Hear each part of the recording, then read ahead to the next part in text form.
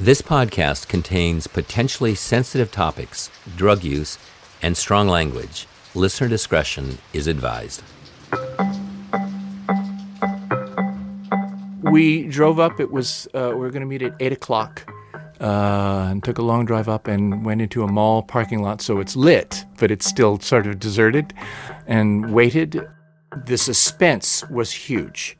Is this really going to happen? Is he really going to show up? Is it going to be another delay? Are we going to all this trouble for nothing? Is there going to be an argument at the last minute? So he sat and waited, tick-tock, like some kind of prisoner exchange or something happening in a deserted parking lot. And then finally the white pickup truck drove up 20, 30 yards away and stopped.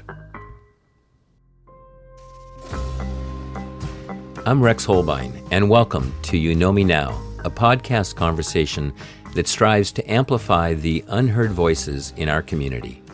For the past 13 years, I have been fortunate to meet and spend a great deal of time with thousands of folks living homeless. Through those conversations and friendships, I learned how destructive and baseless the dehumanizing effects of the negative stereotype are against ordinary people who, quite frankly, are just like you and me. In these episodes, I want to remind all of our listeners that the folks who share here do so with a great deal of vulnerability and courage. They share a common hope that by giving all of us a window into their world, they're opening an increased level of awareness, understanding, and connection within our own community. The idea or act of mutual aid has been around for a long time, for a very long time, perhaps in the simplest form from the beginning of time. Mutual aid is nothing more than people coming together in community to take care of each other, often addressing basic needs and human rights that are not being met. The barriers or the reason for needs not being met and or rights not being afforded are often systemic and political. The people who get involved in mutual aid are motivated by the injustices and want to take part in direct action, which includes providing services, advocating for needed systems change, and connections through friendship. In the United States, we see mutual aid groups forming as early as the late 1700s, often by minority groups being oppressed. Today, there has been a resurgence of participation in mutual aid. The COVID pandemic, Black Lives Matter, and homelessness are just a few examples illustrating that the societal systems used to serve us are not adequately meeting the needs of our community. For that reason, people are stepping forward to get involved. In this episode, you'll be hearing from Kaitlyn, a young woman struggling through addiction, homelessness, and loss. When we first met Kaitlyn, she was in her tent suffering from a great deal of physical and emotional pain. She had an abscess located at her lower butt cheek, which was swollen and badly infected. In fact, she was burning up with a high fever. Even worse, for her, she was emotionally distraught over a stranger having taken Prince, her dog, her best friend. Kaitlyn was at a serious low point. Her need for housing, drug rehab, and therapy were unavailable. All dead ends. She was slipping through the cracks. When people are in their moment of deep struggle, we all have difficulty in knowing how best to be of service. It can feel insurmountable. Each person in need has different barriers with different complexities and different abilities. However, what is common to each person is the need for human connection. It begins there. And with this connection, the best path forward, one that is often hidden, begins to reveal itself. A small group of people formed a community and began to get to know Kaitlyn. From those friendships, a path forward for her emerged. Let's begin by getting to know Kaitlyn. My parents were never together. They were split up before I remember it, really. My dad was a drug addict. My mom was a hidden drug addict. Like, I think the first memory I remember was my dad taking me to the father-daughter dinner dance like thing, and like we stayed just long enough to take pictures, and then he took me store to store to store to buy Sudafed. I was like maybe 9, 10. And where was that? Where were you born? Oh, I was born in Everett. Yeah. Did you have brothers and sisters? Yeah, I got at that time I had one younger brother. He was 2 years younger than me, and I was pretty much, like the parent role, since like, the parents in my life kind of really didn't do their job. I remember like cooking for me and my brother. I guess that, like I grew up fast in a way, I guess.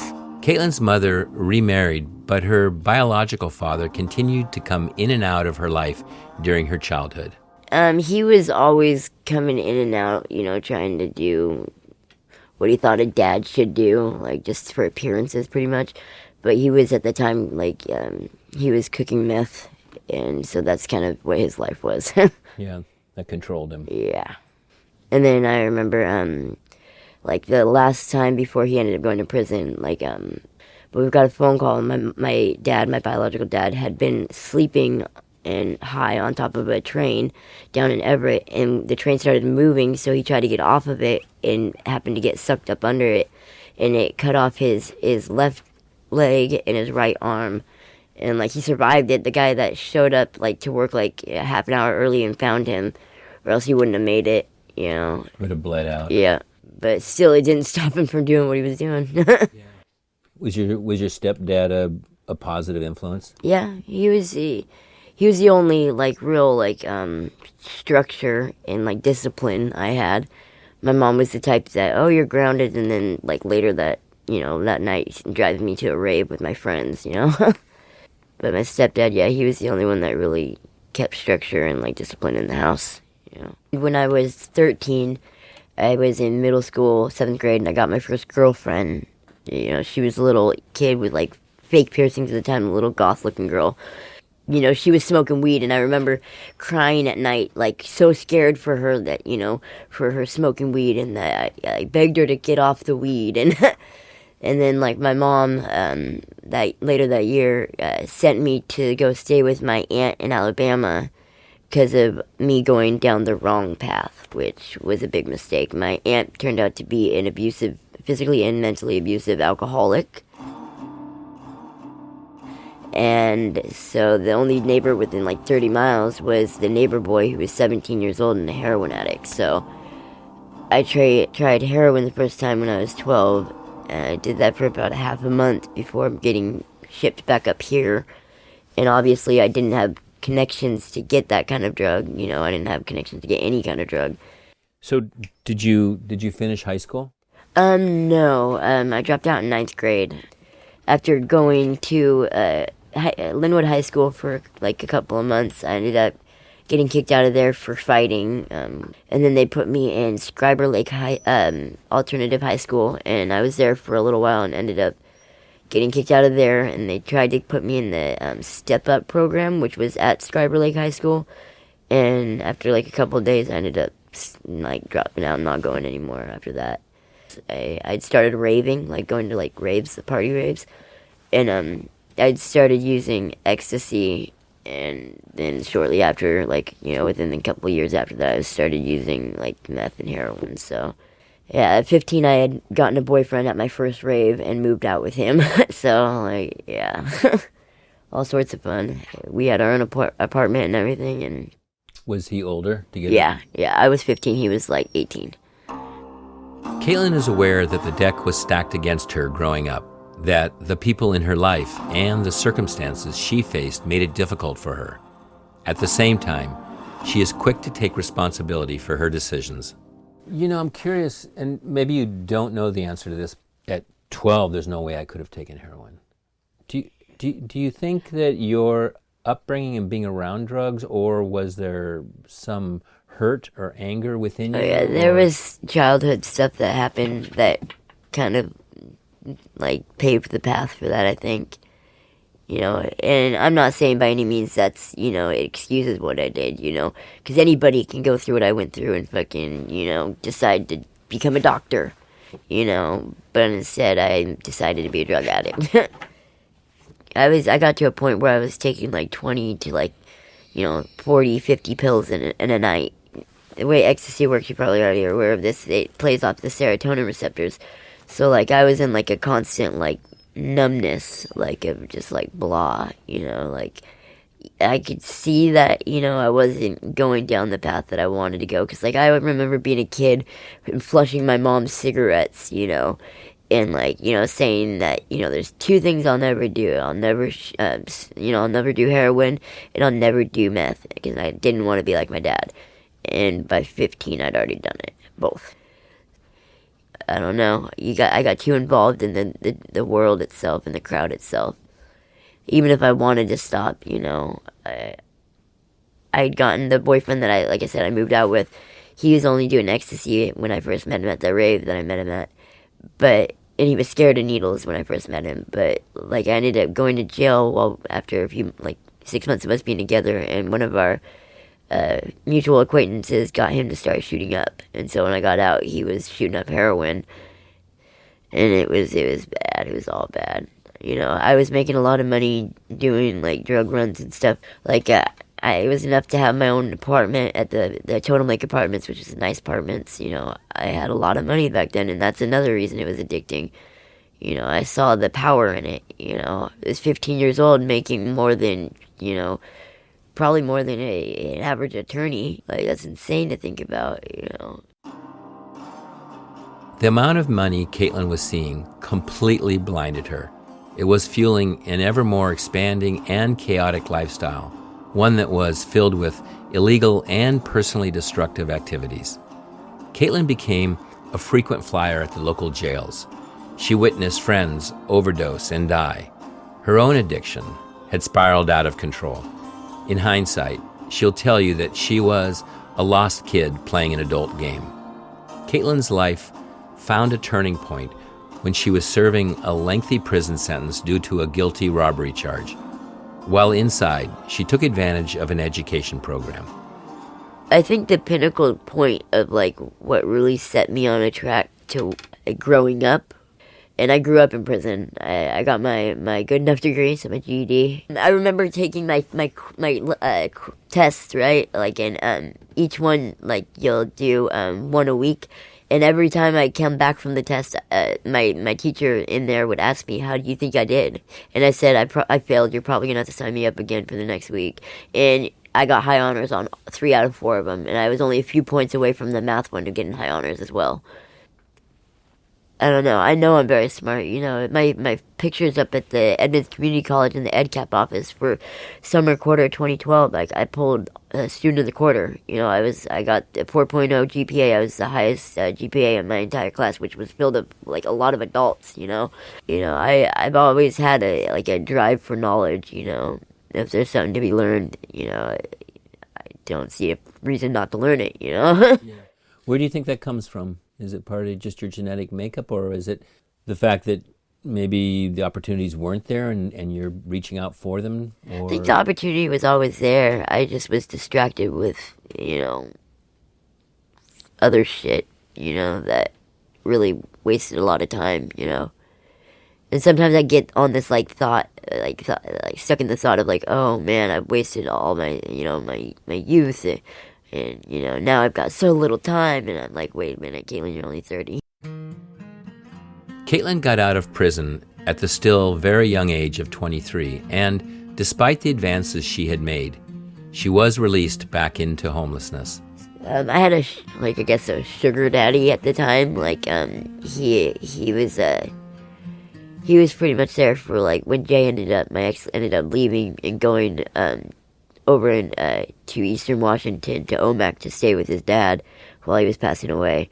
I kind of found myself after being so codependent and with him every day to having nobody, and out there on the streets alone, no dog, no friends, no family, and I ended up getting reacquainted with a guy named Ron, and he pretty much we were staying at hotels, and, he pretty much saved my life, actually, He was there for in what me, way? like a lot of ways, like getting me off the streets, being there for me, got me a freaking Camaro for going to detox. Like, what? And then I made the mistake of going and picking up Jay over at his mom's and bringing him back from Olympia. He got Ron to relapse on crack, which he wasn't using the first, year I was with him. So you get out, you're 23, Ron really helps you move forward, get you off the street. And how long did that last? Until Jay beat him up a couple times, and then I ended up going in for emergency surgery because I had air trapped in an abscess on my arm. It was from muscling heroin and meth. But I was in the aftercare after having the surgery, right? And I was supposed to be there for a couple more days, and I had my pit bull, Leo, who I'd had for a while at our apartment and everything. Well, I get a call while I'm in recovery and in my room after the surgery, and Ron says that he has to go into the hospital because something's wrong with him. And this is right as COVID happened, and I'm like, well, what about the dogs? And he's like, they're in the car. I don't know, So I ended up having to leave against medical advice to go take care of the dogs. And like I said, he was my source of income, And so when he went into the hospital, I didn't know he wasn't going to come back. And so for the first few days, I was able to get a room for me and the dog. I ended up rehoming Sadie with a good friend of mine.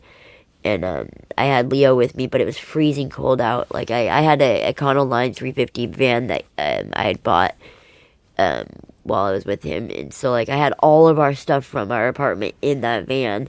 After parking at the 155th Safeway in Shoreline for, a few days, I ended up getting a warning I needed to move it. And I moved it and then ended up going to Everett with a friend of mine with my dog. And I come back and my van was gone. Right before Kaitlyn's van was towed and impounded, her boyfriend Jay was arrested on a warrant. She was, once again, all alone, with nothing except her dog Leo. During that time, while out walking, a van pulled up alongside of her and asked about her dog, telling her how beautiful he was. And they roll their window down. They're like, where'd you get the dog? And I was like, I started talking to him, and I was like, I bought him from a friend, but I just lost my place, and I'm going to have to rehome him. And they're like, are you serious? They ended up pulling into the Ranch 99 parking lot, and they showed me pictures of their dog who had just passed away from cancer that looked identical to my dog. But I remember the little boy saying their old dog's name, and Leo looked up and then, jumped up into their car. I was just going to give them the dog, because I couldn't. He was so cold at night, it was so cold for him. He was a short-haired pit bull, and he would shiver at night, And so, they agreed that they would take him, and when he jumped up in the car, and he looked back at me like, you ready to go, Mom? It broke me. I turned around and I started hyperventilating, crying. And the lady comes up to me and she's like, here. And she hands me $650. And I was like, no, that's not the point of this, And she's like, just take it, you need it. And then I started crying even more. And she gives me another $100. And I remember looking at him, just waiting for me to get in the car with him. It was heartbreaking. It really did break me. It really broke me. It's also amazing how much unbelievable goodness and kindness, right? That moment, right? Because that money probably was pretty vital for you at that moment. Yeah, it was able to get me a motel for 2 weeks. Yeah, it was nice. Yeah. It was really nice. In a way, it was I didn't want to have taken the money for that, because then people would be like, oh, you sold your dog. You know what I'm saying? Yeah. But the way she did it, it made it feel like that's not what it was, During her motel stay, Kaitlyn realizes it's time to end the relationship with her partner, Jay. She's had it. But as with many relationships, it's complicated. Running in the same world, he continues to come in and out of her life. I'd seen everything that he'd taken from me. I'd allowed him to take from me, Because when I first got out of prison, like, I had him come move in with me and everything, you know. I get out of prison November 14th, 2014, and I met my ex-Jay December 7th, and he was my relapse on drugs. Leaving Jay was a big step forward for Kaitlyn. At about the same time, the federal government began issuing their stimulus checks. For the homeless, it was a huge moment of opportunity, potentially life-altering. Some made the most of it, others not so much. Kaitlyn bought a car to live in. She needed shelter. We were originally staying in, like, Shoreline area, but, like, they were big on, like, you know, anti-homeless. You know, like, literally that if they caught you sleeping anywhere in, like, Shoreline, they would tell you, hey, you can't be here, you need to go to Seattle. And sometimes they'd even give you a ride to Seattle. Along with the car, Kaitlyn also got a new dog, a husky puppy that she named Prince. Do you want to take just 2 minutes to just talk about Prince, and then we'll come back to... Oh, yeah. He's a fluff butt. He's a what? He's a fluff butt. His name's Sir Christopher Robin. But yeah, no, he's my everything, honestly. If it wasn't for him, I wouldn't be alive today. Like, I've gone through hell and back, and there's been a few times within the past year that, I'm serious. I would have ended it if it wasn't for having this dog. He helped you find your way back. Oh, yeah, big time. He didn't give me a choice. You know, just because you feel like your life stops, it doesn't mean that he doesn't have to go potty anymore and doesn't need food anymore. You know, it's easy for me to not, you know, take care of myself, but not so easy for me not to take care of him. He is honestly one of the most beautiful dogs I've ever seen. I'm not just saying that. He's just stunningly beautiful. He knows it, too. He knows it. He's a good boy, and he's such a cuddler. And how did you get Prince again? So, I got Prince when we were getting the disaster relief funds. It was a mixture of that and then the stimulus check money, because they originally asked for $1,250, so $1,250 for him, but we talked him down to $950. We found him on an ad on Craigslist. Once I got him, you know, like, he was only 6 weeks old, and I had my BMW at the time. He's amazing. Like I said, 6 weeks old, he was already potty trained. He potty trained himself. Like, I swear it. Like, he is so beyond smart. Like, it blows my mind. There'll be people listening to this that will say, this woman's homeless, and she's got a BMW, and she's buying a $900 dog. What is with that?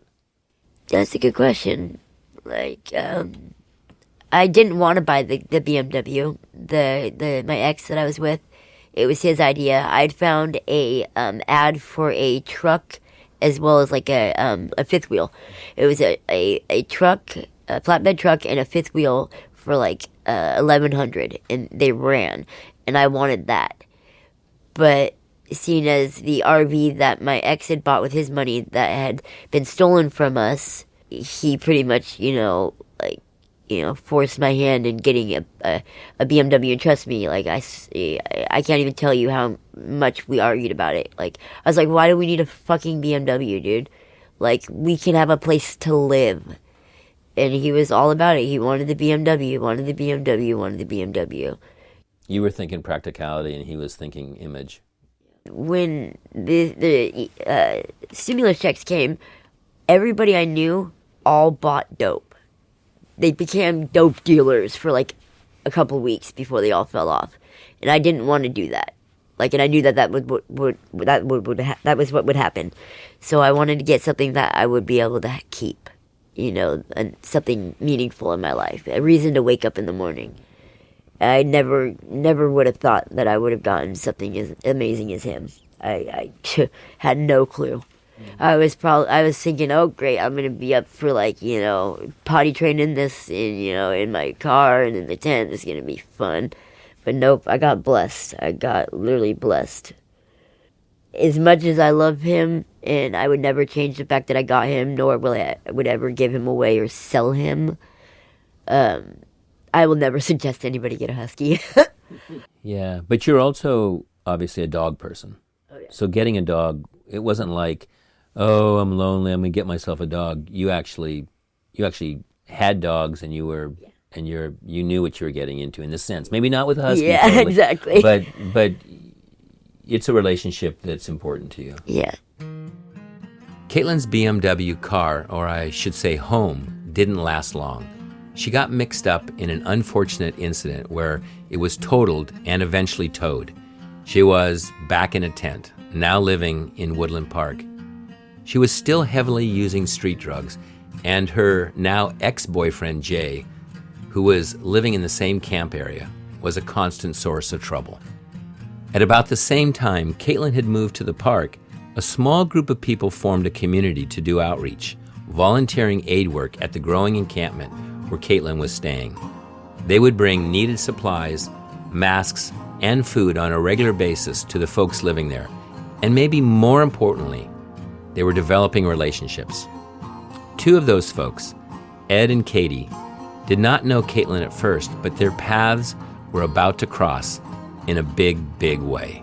I sat down with each of them to better understand their outreach efforts and help tell the story of what was about to happen to Kaitlyn and Prince. I'm a playwright. I've been self-employed for some decades at a very low income level, but sustainable. Please meet Ed.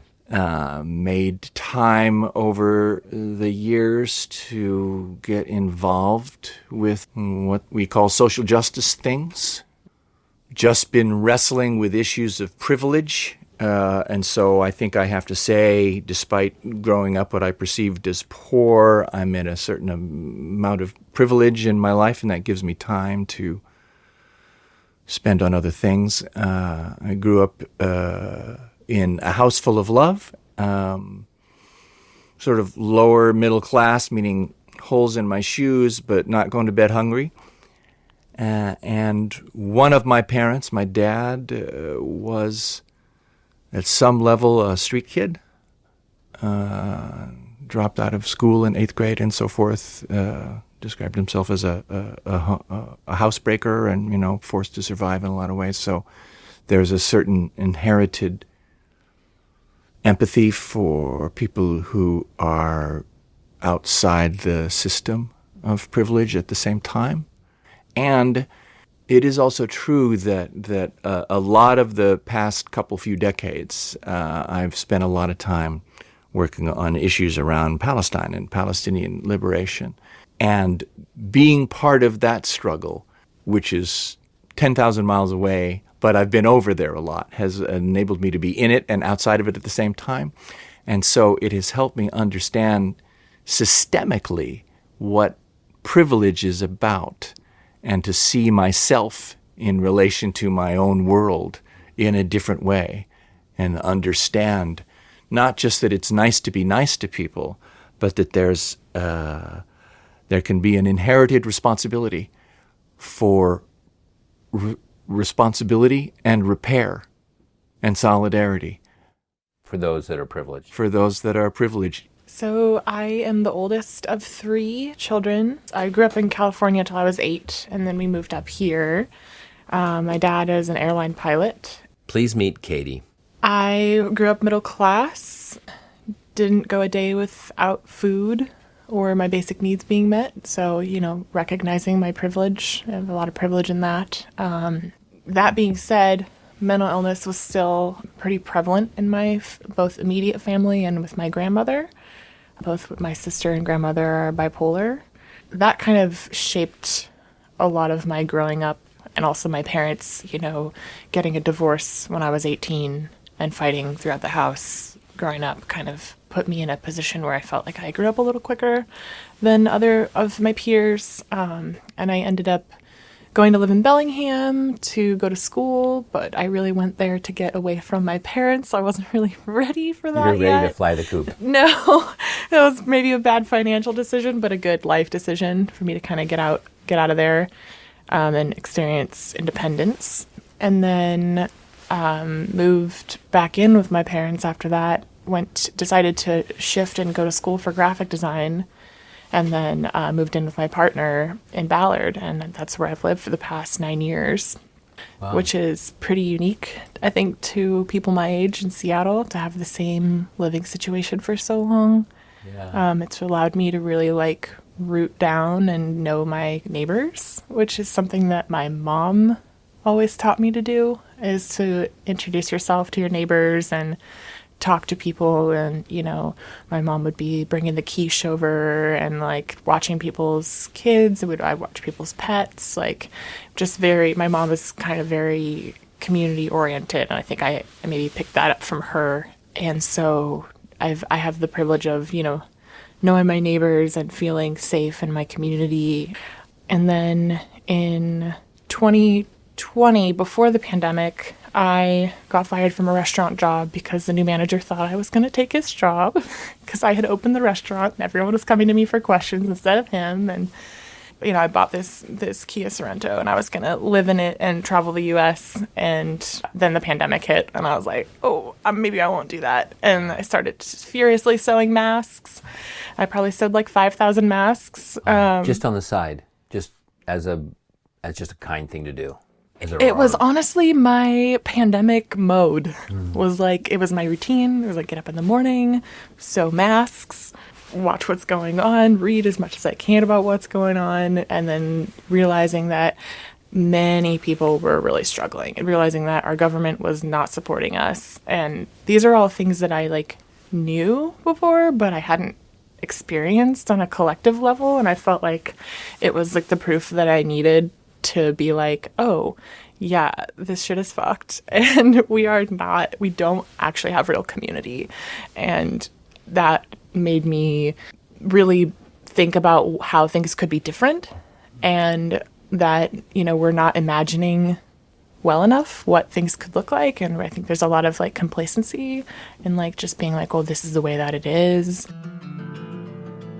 Katie's life was about to take another turn. She got involved with the Capitol Hill Occupy protest, or now famously known around the world as CHOP. She started a medic station on Olive Street that turned into a large safety hub for protesters.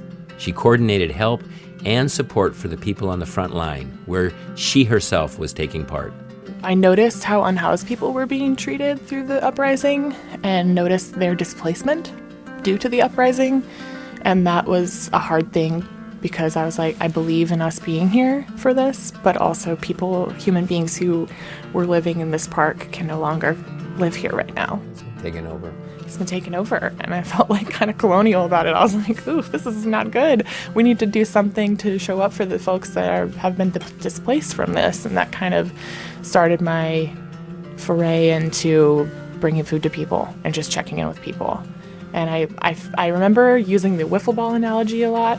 If you think about a wiffle ball and all the holes and like water shooting out of all the holes from the inside, like an unlimited amount of water, and you're just like, oh, okay, I gotta plug the holes, but you only have 10 fingers. So you have to, you know, think about, am I making an impact just going around here and there and here and there and giving people sandwiches?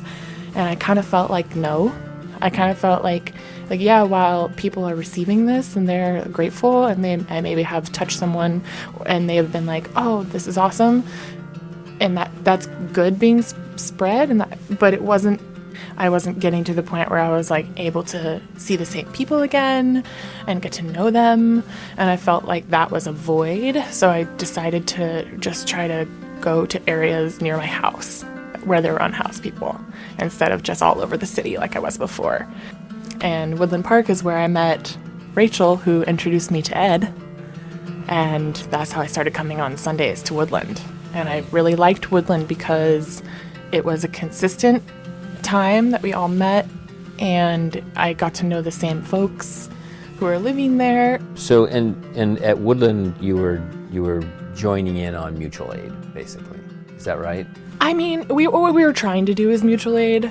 I think that true mutual aid is more reciprocal. I would struggle to say that we were in community with people there. I would say we were, but we weren't, right? Because we're outsiders coming in with resources. So there's already this like power dynamic. Yes, it was. We were trying to be mutual aid. That was the effort. I think that's why I say mutual aid efforts when I talk about it, because I don't want to claim that we're doing mutual aid in the same capacity as people who are like if you look at like Latino communities where people are truly watching out for each other, they're watching each other's kids, they're sending each other money, they're going on strike with each other at their jobs. Like that's more reciprocal, mutual. It's woven, and the fabric's going both ways. Yeah. Yeah, we met a lot of people, and I over time the population shifted, and other great folks came in, and there sort of came a time where I was the last of the original crew, but had been replaced by a lot of other people and other great organizers, Katie, whom you met as well, and so I had occasion to know a lot of people there by name and be one of the couple of us that could kind of map out people. And I didn't know Kaitlyn. I hadn't met Kaitlyn. I heard about her from somebody else. I met Kaitlyn when there had already been attempts to separate her from her dog Prince, who was kind of a puppy by that point, kind of a big puppy. And I'm going to just jump in. The first time that you'd heard about this was by a group of people that were trying to clean up the park, and they were thinking that they were doing the right thing by wanting to take the dog. Yes, there's a whole history of all kinds of people coming through the park and stealing dogs from unhoused people and giving them to the Humane Society, which then is like having your car towed and you have to pay a fee to get the dog back. Which means it's out of bounds. It can be. Well, a lot of people struggle. It's like your child. What I saw people who have no money is struggle to assemble $300 to get their dog back in ways. When I first met her, she was having some pretty significant physical health issues. And like many unhoused people, not really trusting going to medical settings, hospitals or clinics, and struggling with her substance use and her mental health, and her relationships and just kind of general survival as well. She's always been someone who's incredibly fiery and knows, is not afraid to say what she thinks. And I think that's really beautiful given everything that she's been through, that she hasn't been silenced, that she still has her voice, because I see a lot of people that don't. And it's pretty hard to get that back. Not impossible, but it's a journey. And she still has that and still has her fight. And so I think when I met her, I saw that in her. I think Ed saw it in her too. Her dog was taken in a time when she was not able to take care of herself very well. And she needed her dog, to support her. And that was her dog was her rock in that time. And unfortunately, someone with power and money tricked her. I ended up having a really bad abscess and I was going septic, with blood poisoning. And when I don't really expect people to know what it's like, but when you are going toxic, my temperature was 1015 and then it spiked to 1027. I was becoming delirious. And I'd gone to go to the emergency room and I'd bought enough dope to make sure that I was okay while I was there. We get into the emergency room and they call me to go back to the where they take your vitals.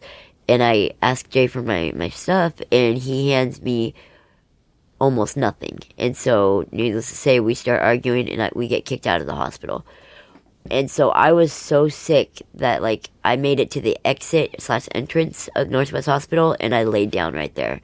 And I laid there for over a day. I was too sick. I couldn't make it to not specified, not dope sick, mind you. I was sick. From the abscess. I was dying. I was literally dying I was going septic. With sepsemia or whatever it's called, blood poisoning. Kaitlyn spends the night on the sidewalk in front of the entry gate to the hospital. Early the next morning when the chiropractor ends up pulling out, and he pulls out, it drives by us, and then stops, turns around, and comes back and parks, near us, and then exits his car and comes over and starts talking to me. Just to jump in here and clarify, we've elected not to use the name or location of the person Kaitlyn refers to as the chiropractor. We're doing this out of respect for him. I'd let him know what was going on with me health-wise for the most part, not really telling him why, He's talks to me for a few minutes and then, mentions about how cute Prince was and, then asks me if I'd be willing to sell him. To which I respond, absolutely not. This is he's like my child. This is my everything, I asked them if they have, it's like a kid, would you sell your kid, It's usually how I respond, to that question. Because that's how you felt about Prince. Exactly. And he asked me where I live, and I said near Green Lake. I didn't specify where, I just said near Green Lake. He asked me if I had a phone number, which I did, but I said no, but I'll, if you want, I'll take your number, and if I ever do change my mind about Prince, and, I'll give you a call. Well, he asked me if I was hungry, and I said, yeah, sorta, so he ends up giving me his number, and then he leaves and comes back with some Chick-fil-A, some, like, chicken nuggets for me and Prince, and then, like, a drink and whatnot. And then he asks me, again, if I'm okay, and then he ends up leaving. Despite Kaitlyn being at the hospital, she doesn't get seen by a doctor or get the needed help. She heads back to Woodland Park. Her fever has gotten worse, remaining over 102 degrees. At some point, 2, maybe 3 days after meeting the chiropractor in front of the hospital, Kaitlyn hears her name being called at the edge of the encampment. And that's when I hear my name. Someone says Kaitlyn, and I look up, and that's where I see the chiropractor, and he's there. He's got his girlfriend with him and his 2 dogs, his 2 pit bulls, which at the time, like I said, with my delirium, I didn't realize it was in the middle of the night. And I didn't put 2 and 2 together. Why is he... How strange. How did he find me in the first place? But he's like, I had to come find you. I thought about it a long time, and I felt like if I didn't find you and something happened to you, I wouldn't be able to live with that. And so he shows me the online website with his picture. It shows where he's like actually works there and whatnot. I wasn't intending on letting him watch him right at that point, but once we got to the car, like I said, it was all a blur kind of because of like how out of it I was. We get to his truck, and that's when I'm getting his license plate number, and that's when I realized that they were talking about watching him right then. And I knew that my mom wasn't going to be able to come take him for another 2 days, and I wasn't going to make it that long. Like in my delirium, I could tell that much, because I've gone septic before, and I almost died before. So they end up taking Prince, and we exchanged numbers and whatnot. And I let him know that I'll be in there for a maximum of a couple days, Kaitlyn heads to the hospital and is immediately admitted. The doctors perform surgery in the early morning, and she spends the day in recovery. They wanted me to stay another night. I had the gauze in the wound, and it was too painful to let them take out. So, I ended up leaving against medical advice because I didn't want to be in there for another night and be away from Prince for longer. So I get out, it was a little after 11. I message, the chiropractor and ask, hey, I'm out of the hospital. I'm okay now. My mental health's not doing so great. I really need my Prince back. Kaitlyn waits for a return text. He doesn't respond, which I understand. It was late, so I thought, that's probably why. He works a 9 to 5. Well, then the next morning, early in the morning, he pretty much he messaged me back saying, "Glad to hear you're okay." I work late. My job doesn't allow me too much free time. I get off at such and such. I think he said 7 or something like that. Let's make arrangements to get you your dog back. Was his words. Get you your dog back. The exact wording of the text from the chiropractor was, quote, "Okay, well, anytime tomorrow evening I'm free to bring your dog back to you. I'll give you a call when I'm off from work." End of quote. We know this because Ed helped Kaitlyn recover the phone data from Kaitlyn's broken phone via a Freedom of Information Act request. There is also something else that Kaitlyn noticed that gave her pause. While looking over her hospital discharge paperwork, she noticed the time she was admitted to the hospital. And it was 2 o'clock in the morning, almost 3 o'clock in the morning, which I was like, wait, I went straight from giving them the dog to watch to come straight here. So why were they there at that time of night? After 1 o'clock in the morning, in the middle of the night, with his 2 big pit bulls, when they didn't even know where I lived for sure. And so I was starting to panic, and that's when it kind of set in, I thought that I'd gotten, everything that I needed. There's no way that the Square Bear is gonna, break the law and steal my dog, Joke's on me. The next day, Kaitlyn waits to hear back from the chiropractor, per his text that he would call when off work. So 7:30 hits, nothing. 8:30 hits, nothing. 9 o'clock hits, and I message him. I was like, so what's up? I don't remember exactly how I said it, but I contacted him, seeing, what was going on. No response. 4 days go by. Kaitlyn's anxiety is through the roof. And finally, he messages me back and pretty much along the line says that he doesn't know what I'm talking about. I gave him my dog. Sorry if I made decisions while under the influence, and pretty much started making fun and poking, fun at me for how high I was. I've never seen anybody that high. Yeah. So he just flipped the switch. He just flipped. Yep. He became a different person, and his story changed. Yep. I don't understand where he was mentally, but I don't think I'll ever know if he really did think I gave him the dog or not. I know for a fact he knew it was my intent to get my dog back. And he just used that. He took advantage of the situation. When he saw me with a white little fluffy, adorable husky puppy at that entrance of the hospital that day, he from that day one wanted the dog. At this point, Kaitlyn contacts the police for help. It's an act of desperation on her part. Keep in mind that those in the homeless community rarely reach out to the police due to the friction that exists between living without basic needs being met and enforcement of our laws. I called Seattle police. I talked to them for like 40 minutes, telling them everything, and then after talking to them and telling them the whole story, they tell me, "Oh, it's wrong jurisdiction. You need to call." And I talked to, and I'd feel like I finally was getting somewhere, and at the very end of telling them everything, they'd be like, "Wrong jurisdiction. You need to call." Because the guy worked in, and that's the only address I had for him, but he lived in, and I handed him over to watch him in Seattle. So I spent probably close to 6 hours getting bounced back and forth to place to place to place, and it was so hopeless feeling, because every time I'd feel like I was really getting an officer to listen to me and actually, understood what was going on, and he believed me. There was one specific officer that was a dog owner, and he really, he really said that he really was going to help, and then at the very end, he's like, "I'm sorry, but this is out of our jurisdiction." And I could tell he cared and he wanted to help, but I don't know. It concreted the feelings of when you're out here on the streets, you don't call the police. It's really looked down upon to call the police. Even if someone's getting brutally beat, it's still looked down upon to call the police. With the power balance tipped completely in favor of the chiropractor and getting nowhere with the police, Kaitlyn decides to reach out for help to the mutual aid group that has been visiting the park regularly. She could have at that time just given up. She could have said, "Oh, this just happens. This is just another shitty thing to happen to me," and like many people do. Instead, she was very much "No, this is not right," and she asked for help.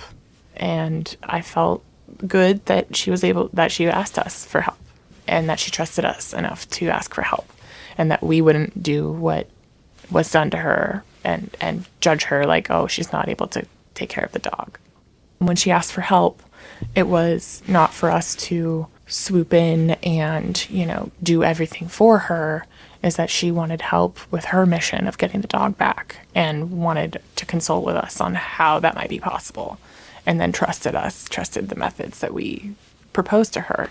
So I thought that was really cool, that it really did feel like we were working with her on that as opposed to for her. She was messed up, absolutely. And it was very hard, and it was hard for her not to lose her temper and get angry about things. And her cell phone kept breaking, and I watched her get mad at her already cracked cell phone and fling it down on the ground and think, "That's why your cell phone breaks all the time," So it was hard for me to know what to do, but I got the story that somebody had offered to watch her dog and was now refusing to give it back. And so I thought, well, the least I can do, if you'll tell me how to reach him, is call him up. And my first thought was, well, I think I had several mixed thoughts, not all of which I'm proud of. But one thought was the one that prevailed was to call up and say, "Hi, I think there's been a misunderstanding. I appreciate that you could meet Kaitlyn and think that she was incapable of taking care of this beautiful dog. But you don't understand that she has a community both in the park of other people and from outside the park that are looking out for her, that are trying to help. And so we also are concerned about people's pets. And we know Kaitlyn, we know Prince, and so let's just figure this out and assure you that Kaitlyn will be able to take good care of this dog, and that we're here as well, looking out for Prince's welfare as well as Kaitlyn. So I was hoping that could be the thought I'm less proud of is some version of, do you know who you're talking to? And that he would say, a white guy who lives inside a house. Well, this is different, So I think that was mixed in there. But mainly it was to say, I assume you've misunderstood, and out of concern for this creature, you've made this choice. You don't have to make this choice, and you're causing a lot of suffering. Let's talk. And good reason, once that person heard that there was actually a support network that surrounded Kaitlyn and Prince, that he would see the logic and the correctness of letting the dog come back to Kaitlyn. Yes. And got the text back in response of, I don't know who you are, I don't want to talk to you, I've been advised only to talk to legal entities and so forth. So at that point, somewhere in there, I'd reached out to you, and you and I talked, and you essentially did a version of the same thing, of trying to call up and assume the best, assume that we can talk and figure this out personally. I kept trying to say this because all options were on the table at that point, including police and legal action. And I wanted to say, let's not do that. Hi, friend, let's not do that. Let's solve this another way. And he didn't go there. He wasn't happy. Yeah, and I did get to talk to him, but ultimately met the same wall that you found. After several email and phone call exchanges, all of which were met with pushback, the team of volunteers at Woodland Park gathered to brainstorm next steps for helping Kaitlyn get Prince back. Several people on the team, on our Woodland Park team, had a similar thought, which was CSOL, Seattle Solidarity, this organization that for years and years has done hyper-local campaigns, very particularly against employers and landlords. If a landlord is not returning the money or is overcharging or an employer is mistreating somebody, we're going to gather a community to target that specific place. Put a little pressure. Community pressure. They've been doing this. Their success rate is astonishingly good, and they have a routine. They first write a letter, and they gather a group to go in and say, hi, here's our letter. Here's what our letter says. We wish you would make a different choice about your actions. And who knows, the person might say those community and do a different thing. And then they say, if not, we're going to escalate. And that can be some phone calls, that can be some emails, that can be talking to somebody's boss.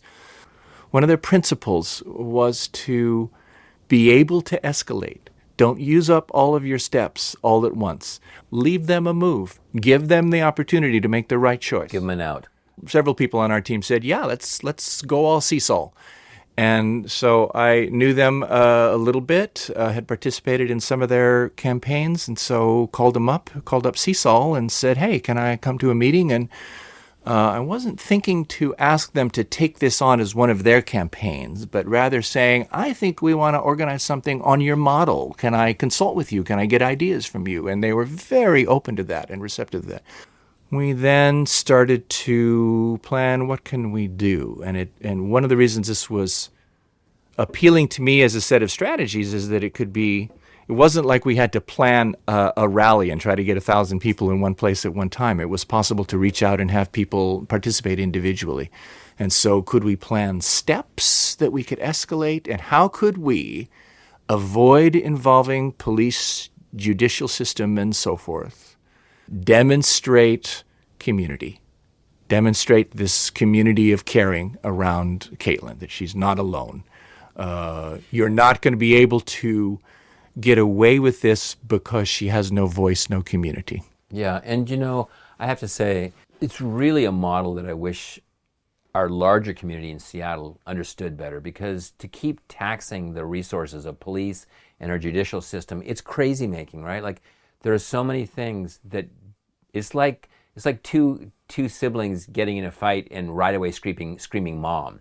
They don't need to, right? They can actually learn to kind of work it out and don't bring mom or dad into it. And in a way, I think we dial 911 so fast, and we those words come out of our mouths. I'm going to sue you so fast. The community can actually go back and forth, and in a way that is smart about it. And I just find that so beautiful that there's an alternative to calling the police. We wanted alternatives to calling police, getting the judicial system involved. Kaitlyn had already talked to police about it, and that was a very big deal for an unhoused person to involve police in anything. So that just represented how isolated, how despairing that she felt about it, and how clear it was. She had saved texts. Somewhere in here, you also met Kaitlyn, and she was in enough physical distress that you called 911 and got her into the hospital, I believe. Yes. I asked her, I said, do you want The following recording is a short 1-minute snippet of the moment when I called 911 for Kaitlyn. We want to give a warning that this may be difficult for some of our listeners to hear. Kaitlyn was in a bad state. If you remember, she had left the hospital early, against medical advice, to work on getting Prince back. She was now in her tent, dealing with a serious infection, and still without her dog. Actually, the only thing I have that actually means anything to me. My infection it's on my lower, right butt cheek. But now my lymph nodes, the ones that are right in the V of my in your abdomen and your legs? Yeah. The one on the right side, those ones are so swollen, I can't even walk. Like, it hurts so bad, and my whole hip is now swollen all right here. Oh yes, it's red and really, really hot. So I can barely walk. It hurts really, really bad. So are you able to call 911, or do you want me to call? I'm gonna call 911, or you can call, I don't care either way. I already know they're gonna admit me, so I guarantee it, because I'm gonna have surgery, and they're gonna want to keep me there for at least a few days. Stay there. I trust you. Thank you. Seriously, I appreciate this. You have no idea. As Kaitlyn is dealing with her medical emergency, Ed and the Woodland Park team start implementing their strategy to recover Prince. So, where were we in the unfolding story? Oh, she had called police, and so we had to recover some of these texts from public information requests from them, so that we had the evidence of what he did. The police were not interested in taking it up. It was too small potatoes. And as we feared, her status as an unhoused person meant that she was not worth their time. Based off of the Seesaw model, the first thing we did was get a bunch of people to call up the chiropractor and leave messages, some version of give the dog back. It's the simple thing, asking people not to engage if they got the person on the phone. He would certainly know what dog they were talking about. Very particularly, don't threaten, don't insult, don't escalate. Don't escalate in any way. In any way, deliver your message and be gone. And did a round of those. He sometimes threatened people back and so forth, but we got a round of people to do that. We asked people, just call once. Don't anybody call repeatedly. He's going to get repeated calls, but from different people. We're demonstrating that there's a bunch of people who care about it. We then did similar work to his workplace, the clinic in where he worked. Hi, you have a person here who has done an unfortunate thing. We think you need to take some responsibility for that as his employer. We, meanwhile, were planning several steps ahead. And so one thing that Seesaw does, if there's a landlord, if there's an employer, is prepare a leaflet, a flyer, so that in the neighborhood of the restaurant, they can put flyers up saying this restaurant mistreats its employees. This landlord mistreats their tenants. So we'd done that, just to draft that and have that sort of thing available. That was a couple of steps down the road to start deploying that either around his workplace or any place else. But we were still doing it, and we started to plan the next step, a different order than CSOL would have done, because we were starting with the community calling up and demonstrating there's a bunch of people who are going to say, give the dog back. Then let's go visit the workplace and give what amounts to a demand letter. We've already talked to them, so we don't have to go into much detail. But so we prepared the flyer that would sort of summarize and say, you have what amounts to a dog thief working in your clinic. And I'm sure you don't want people to think that this is a place that hires dog thieves. So what do you want to do about that? 5 of us were available to go visit the clinic, and we put on our nice clothes. We didn't wear suits or anything like that.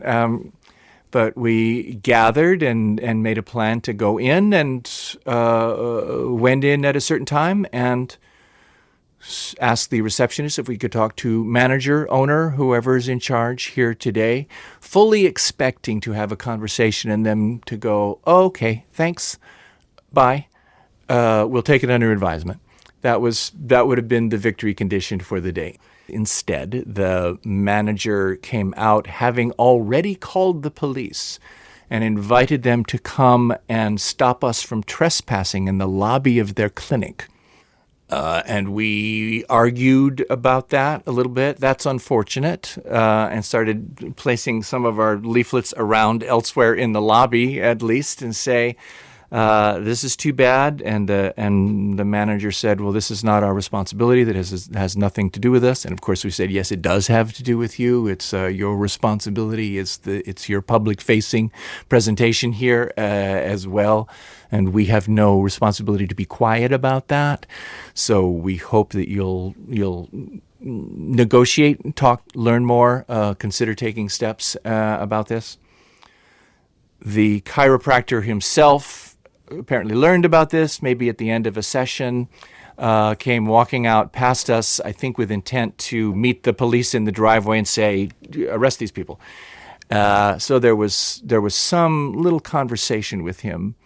My partner had a long listening session. My partner happens to be a world-class listener, and so sort of heard him out ranting at her in the stairwell, and we walked out and stood in the parking lot. We said, okay, we're not gaining anything by staying here and waiting for the police to come and kick us out, so let's go regroup in the parking lot. And here was the chiropractor standing some distance away. I think I regret not taking the chance to engage him more. Several of us wondered about this afterwards. We did a little bit, but we didn't make the decision, let's go talk, let's hear. This is our chance to listen. And I think several of us felt, we let that opportunity pass. To hear what his story was. We heard a little bit, and it was unfortunate what we did hear, but we could have listened more. That was an opportunity. So we stood, decided what to do. Some people didn't want to wait around for the police to show up. Ultimately, we did. They showed up. They went in and talked to people in the clinic. Mission accomplished. The fact that the police had to come to the clinic and management and the practitioner all had to interrupt their day, the message was delivered. Yes, absolutely. Absolutely. Absolutely. It was interesting that at that point, one of our teams said, and we acknowledged that all of us felt, wow, he's never going to be persuaded. He's never going to give that dog back. It's not going to happen. And I totally understood the feeling. But I, as a longtime follower of CSOL, noticed that I was just often shocked at their victories. The victory in this kind of campaign often looks impossible until it happens. I really didn't know how much was going on. All I know is that I was meeting up with Ed like a couple times a week, just touching base with him. And I'm gonna be honest, when he'd tell me that they were doing this, having a bunch of people call, or that they showed up at the guy's workplace. I honestly didn't believe it until I saw it with my own eyes. And it made me cry. Because, you just want to think, no one's going to just do that for me for nothing, I think that right there, too, was a pinnacle changing point on who I am.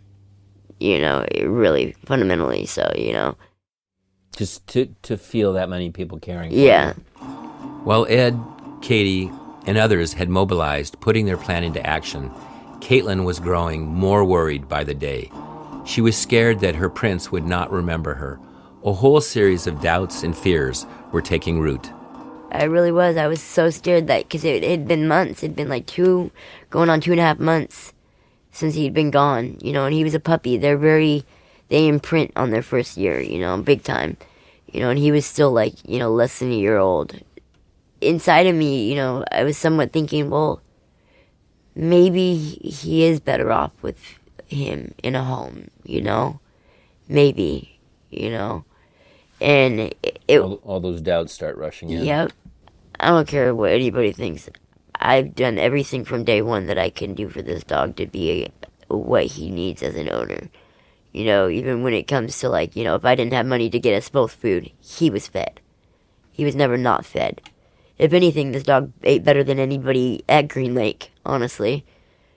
It was hard not to imagine having to go to Kaitlyn and give up and say, nope, we can't do it. There's nothing else we can do. It was hard not to think about that. And that kept me up at night. Just the possibility. Having stepped in, there's an implicit promise, regardless of what was actually said. So that was really unpleasant. And I would even imagine that telling Kaitlyn that would be harder than actually continuing.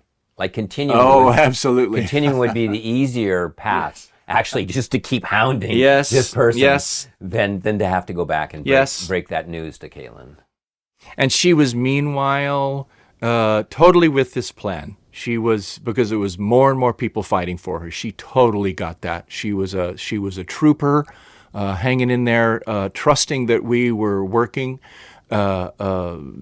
believing what we say about moving forward. And the clock was ticking with friendly, loving Prince who might be forgetting about her and bonding with a new person when weeks were turning into months about it.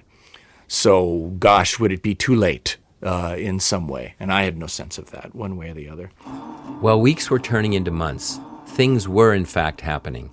The phone calls were increasing, even several from out of the country, and flyers were put up in the neighborhoods surrounding the clinic where the chiropractor worked. And then, suddenly, something shifted. And then we got a message from somebody in where the clinic is, who is a peer counselor for homeless veterans, because he had been homeless himself. And he, therefore, was the person who had patronized this clinic and was recommending, in the position to recommend other people to go and use this clinic. He had seen one of our flyers, so it was enough for him to get in touch and say, this is an extremely messed up situation. How shall I help? And wanted to learn a little bit more and strategize a little bit more. So he got in touch with you guys before he got in touch with the chiropractor. Correct. So that he could understand what was the right move in terms of any plans that we were making. So several things happened at once.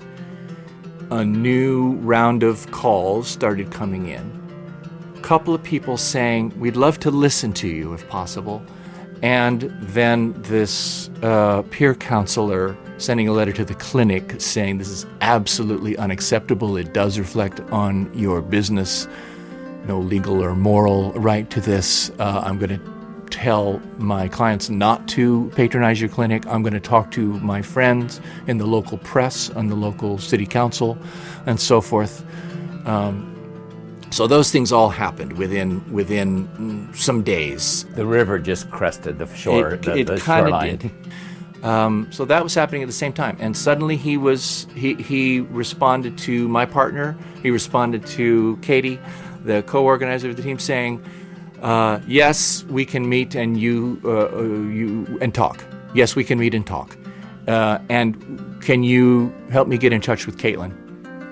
Asked several people. He reached out to the peer counselor and said, can you facilitate me getting in touch with this person?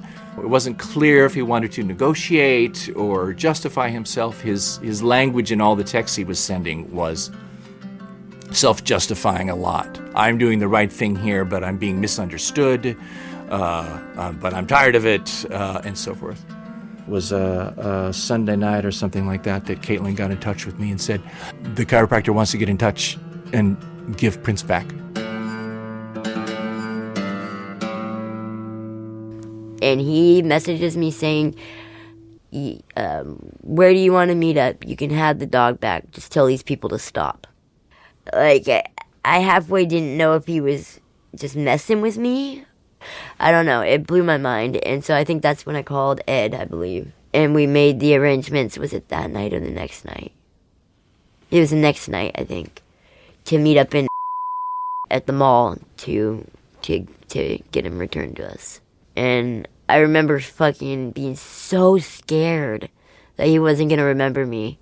So I went over to meet Kaitlyn, and one of her friends named Joe was going to join us for the ride, which was good. It was a fine thing. And we got in the car and rode up. She showed me the text, so that I knew it was all true. And where she had said, thank you, we'll meet you at such and such a time.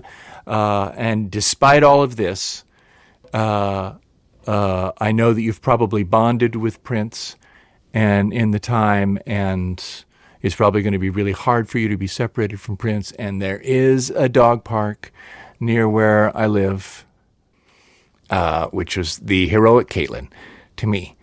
And he had said, thanks, but I would prefer to never see or hear from you again. And he said a number of other things. Just about this has changed my attitude toward homeless people, and it could have been beautiful, and nobody understands me was his message. I've been totally misunderstood in this situation. It's just very interesting to be on the other side of the privilege wall and see what that looks like. We drove up. It was we were going to meet at 8 o'clock, and took a long drive up and went into a mall parking lot. So it's lit, but it's still sort of deserted, and so forth. And waited. The suspense was huge. Is this really going to happen? Is he really going to show up? Is it going to be another delay? Are we going to all this trouble for nothing? Is there going to be an argument at the last minute? Is there going to be a tussle at the last minute? What's going to happen here? For Kaitlyn, the suspense was still, is Prince going to recognize me? Is it possible that he could have forgotten me? Is he going to not want to leave these new people? So much anxiety from all of us. And so, okay, how can we avoid a tussle? Ed originally asked me to stay in the car, but, being me, I couldn't. I sat by the car like he asked. I was not announcing on the lists to my team, hey, he's giving the dog back or anything like that. It could still go wrong. So let's just wait until it happens. So lots of suspense about that. Therefore, when we got there, we were waiting. I suggested strongly, let me go over to him. Why don't you two stay over here so there's no outbreak of I don't know what in this situation. So he sat and waited, tick-tock, like some kind of prisoner exchange or something happening in a deserted parking lot. And then finally the white pickup truck drove up 20, 30 yards away and stopped. And we sat and wondered, anything going to happen here? So therefore, okay, let's do our plan. I'll go over and talk. And I walked over, and it happened that the truck drove up so that the driver's side was away from us. So I walked around the truck to the other side, not knowing quite what I would encounter, and stood looking through the window at the person we had seen each other's face before, so he had reason to recognize me. And then he opened the door and had a leash on Prince, so handed me the leash, and I said, Hi, Prince. Hi, buddy. Took Prince out. They closed the door. No words were spoken. They moved away slowly. I think I saw them kind of looking back, very likely sad at leaving Prince. And we all wanted to see what Prince's response would be. And Prince saw Kaitlyn. Like, he barely stops for a second, I guess, then, and opens his door, hands Ed the leash, and then he hops out. And that's when I walk forward a few steps, start kind of like, almost crying. And I squat down and I say, Prince. And he then sees me and he bolts towards me so hard. I think he yanked the leash out of Ed's hands. And like, I'm just already crouched down and he comes at me and tackles me so hard, I fall back onto my back. And he's like licking me ferociously, like, and like whining, like doing the little husky whine, like spinning in circles and like licking me some more. Like, I started crying, I couldn't believe, that he was back. Prince ran over and knocked Kaitlyn down, jumped on Kaitlyn. They're about the same size. They're almost the same size now. And hugged and were crying and yowling and laughing and rolling around on the ground. Happiest creatures. I wish I was a little sad that 50 more people were not there experiencing the moment. What were Kaitlyn's first words? Do you remember? I don't. They weren't to me, they were to Prince. I took a couple of random, not very good photos just so that people could see them. And then, you bet, said, we got the dog back to the whole team. We get in the car, and then that's when Ed reveals to me, I can't believe it worked. And I'm like, wait, what? Like, you didn't think it was going to work? Because, he was my rock during that whole time. Like, he was so sure that, we were going to get the dog back. Just wait, And so, we get in the car. He was being strong for you. Yep. I've fought a lot of losing battles. I've chosen a lot of battles that were unlikely to win in my life, thinking they're worth fighting for and so forth anyway. It's lovely once in a while to win a fight, to do something that's worth doing and have it work. We don't always have the chance to really help somebody out. Really, really, really do something for somebody. And I think several of us felt this, that we had the chance to help. We had the chance to have an impact. With all the disagreements and difficult moments that arise in society, ones that come from the daily back and forth of human relationships, ones that we have all experienced, it's important to know, to trust that everyone is doing the best they can with what they have in each new moment. Doing the best we can doesn't mean that we're always doing the right thing, nor that we should get a free pass when wrong is done to others. Rather, to just know that we're all on a steep learning curve, making mistakes as we go, learning how to be our best human self. For that, we can give each other space and grace to continue to reflect and learn. We reached out to the chiropractor, and while he declined to come on the show, we are holding space for him to reach back out to us to share his reflections. I recently visited with Kaitlyn, and I'm extremely excited to tell you that she now lives with Prince in a tiny home village. She no longer has any outstanding warrants or pending legal issues, and is working on an agreement she made with her friend Ed to address her substance abuse. She is trying with all of her heart to be her best human self, and it is showing beautifully. So, Kaitlyn, where are you now with drugs? What's going on? I pretty much, I've slowed way down compared, if you want the honest truth, or do you want, the podcast truth? They're the same. Okay, Honest cool. truth and podcast truth are the same thing. What's it called? My case worker is supposed to be helping me get another intake appointment, but I still use, but not nearly as bad, isn't it? And as you can see, talking to me, it doesn't have the hold it used to have over me. No, I noticed it actually when you walked up. You look like a different. I know.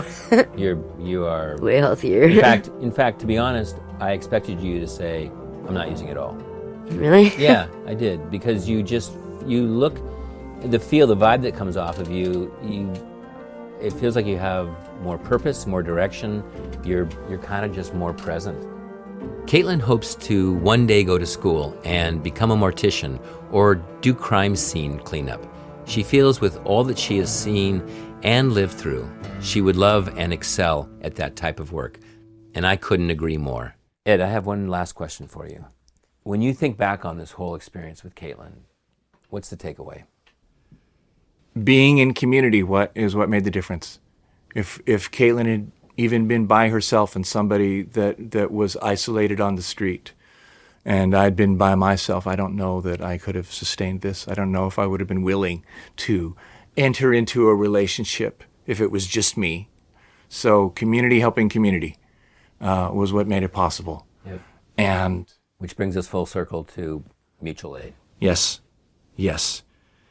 What seems to be new in my experience is that there's a bunch of people in our larger community and region who are getting to know a bunch of different unhoused folks all over the place and are listening to what they're saying.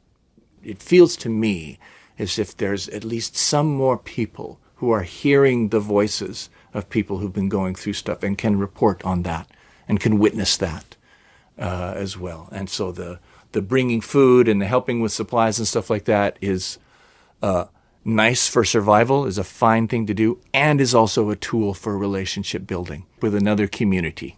That's really what it was, not just individuals with individuals. That's what made it possible. We've included a list of Seattle mutual aid groups that you can get involved with in the episode page on our website. You Know Me Now is produced, written, and edited by Tomas Bernatsky and me, Rex Holbein. We would like to thank Kaitlyn, Katie, and Ed for taking the time to speak with us.